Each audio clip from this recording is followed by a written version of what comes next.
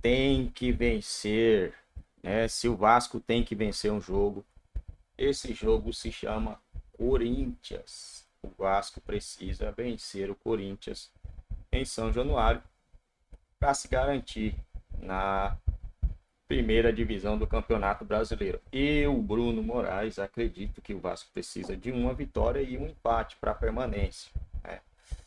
Não acho que o Cruzeiro e o Bahia vai conseguir fazer mais que isso daí. O Bahia tem 34 jogos já e tem 38 pontos. O Bahia enfrenta o Corinthians, né?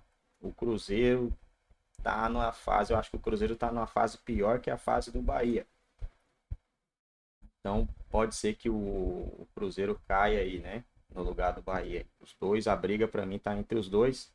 E o Vasco fazendo mais 4 pontos, só o Bahia iria precisar fazer para passar o Vasco. O Vasco que tem. O Vasco ia precisar fazer. O Bahia ia precisar fazer 6 pontos em 3 jogos. Em 4 jogos. 6 pontos em 4 jogos. Tendo adversários como Corinthians. É difícil. Muito difícil o Bahia fazer isso aí, né?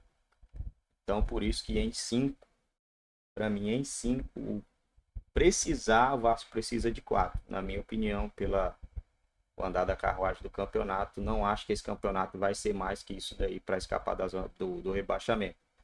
Mas dá para o Vasco fazer mais, né? Dá para fazer 6. Dá para vencer o Red Bull? Dá para vencer o Red Bull e dá para vencer o Corinthians. Dá para não perder para o Cruzeiro, né? Se vencer o Cruzeiro, então aí fica melhor ainda, né?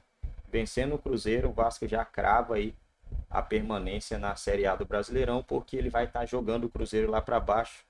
A diferença hoje que é de 3 pode chegar a 6.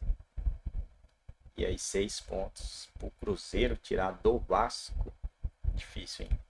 Então o Vasco vencendo o Cruzeiro, ele já se garante na Série A do Brasileirão. Vencendo o Cruzeiro, está garantidíssimo, na minha opinião. Que aí ele pode empatar com o Corinthians e empatar com o Bragantino, ficando com seus 45. Bom seria pegar uma vaga de Sul-Americana, né? Para ter uma competiçãozinha top para disputar no ano que vem. Chegar aí numa quarta, numa semifinal, quem sabe, dependendo do time, né? Pode chegar até numa final.